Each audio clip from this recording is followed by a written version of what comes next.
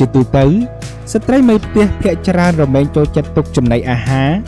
រឬបន្លែផ្លែឈើផ្សេងៗក្នុងទូទឹកកកព្រោះតែពួកគាត់គិតថាវាអាចរក្សាគុណភាពបានយូរនិងអ្នកខ្លះទៀតចូលចិត្តការទទួលទានបែបត្រជាក់ផងដែរក៏ប៉ុន្តែលោកអ្នកត្រូវដឹងថាវាក៏បានបង្កជាផលប៉ះពាល់យ៉ាងធ្ងន់ធ្ងរផងដែរប្រសិនបើអ្នកមិនបានសិក្សាឲ្យបានច្បាស់លាស់អំពីអាហារទាំងអស់នោះបើយើងតាមការណែនាំពីអ្នកជំនាញបានប្រាប់នៅប្រភេទអាហារនិងបន្លែផ្លែឈើ4ប្រភេទដែលលោកអ្នកគួរជៀសវាងដាច់ខាតរក្សាវាទុកក្នុងទូទឹកកករយៈពេលយូរ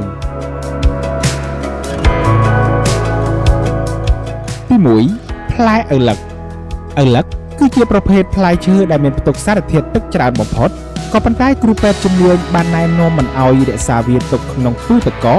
ឬស្ថិតនៅក្នុងសីតុណ្ហភាពត្រជាក់ពេកខ្លាំងនោះទេព្រោះវាអាចបង្កឲ្យមនុស្សយើងបរិភោគមានហានិភ័យក្នុងការកើតទៅជាជំងឺមហារីកបានប្រសិនបើលោកអ្នកចង់បរិភោគជាមួយសភាពត្រជាក់បែបនេះអ្នកគួរតែទុកវាត្រឹមរយៈពេល2ទៅ3ម៉ោងយ៉ាងយូរបំផុតក្នុងទូទឹកកកហើយក៏សមល្មមនិងមិនធ្វើឲ្យវាខូចគុណភាពផងដែរទី2ផ្លែចេកជាទូទៅលោកអ្នកប្រកាសជាចាប់អារម្មណ៍នៅពេលដែលយើងដាក់ផ្លែចេកក្នុងទូទឹកកកយូរនោះសម្បករបស់វានឹងឡើងទៅជាពណ៌ខ្មៅនោះហើយគឺមានន័យថាចេកបានខូចគុណភាពហើយប្រសិនបើលោកអ្នកព្យាយាមយកវាមកទទួលទាននោះវាអាចបណ្ដាលឲ្យលោកអ្នកមានការទល់លាមកនិងបង្កជាផលប៉ះពាល់ផ្សេងជាច្រើនទៀតទាក់ទងទៅនឹងប្រព័ន្ធរំលាយអាហារទី3ខ្ទឹមស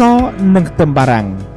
ការរក្សាទុកខ្ទឹមសនិងខ្ទឹមបារាំងក្នុងទូទឹកកកគឺវាធ្វើឲ្យឆាប់ខូចលឿនបំផុតព្រោះដោយសារវាទទួលរងនៅសំណើមក្នុងបរិមាណទូ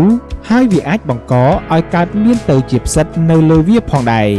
ក្នុងករណីនេះបើលោកអ្នកមិនចាប់អារម្មណ៍ហើយយកវាមកបរិភោគនោះលោកអ្នកអាចប្រឈមនឹងការពុលដែលបង្កជាគ្រោះថ្នាក់ខ្លាំងបំផុតដល់កោសិកាថ្លើមឬឈានដល់ការបង្កជំងឺជាមហារីកក៏ថាបានវិធីរក្សាទុកវាឲ្យបានយូរបំផុតនោះគឺត្រូវរក្សាទុកនៅកន្លែងដែលស្ងួតបំផុតនិងគ្មានសំណើមទី4អាហារកំប៉ុងប្រភេទអាហារកំប៉ុងគឺមានសារធាតុដែកដែលងាយច្រេះនៅពេលដែលវាត្រូវជាតិសំណើមដែលមានខាងក្នុងទូទឹកកកប្រសិនបើអ្នកយកវាមកបរិភោគទៀតនោះអ្នកប្រឈមខ្លាំងនឹងការប៉ះពាល់ដល់មុខងារថ្លើមនិងកោសិកាផ្សេងក្នុងរាងកាយរបស់យើងកាន់តែធ្ងន់ធ្ងរហើយក៏អាចឈានដល់ការទៅជាជំងឺមហារីកបានដូចគ្នាផងដែរបាទលោកអ្នកនាងប្រិយមិត្តជាទីមេត្រីនេះគឺជាប្រភេទផ្លែឈើនិងអាហារ4ប្រភេទដែលត្រូវបានក្រុមអ្នកជំនាញណែនាំមិនឲ្យយើងដាក់ក្នុងទូទឹកកកយូរពេកនោះទេព្រោះអាហារនិងបន្លែផ្លែឈើទាំង4ប្រភេទនេះវាជាឥទ្ធិពលខ្លាំងបំផុតដល់សុខភាពរបស់មនុស្សយើងជាពិសេសនោះគឺបង្កទៅជាជំងឺមហារីកបាន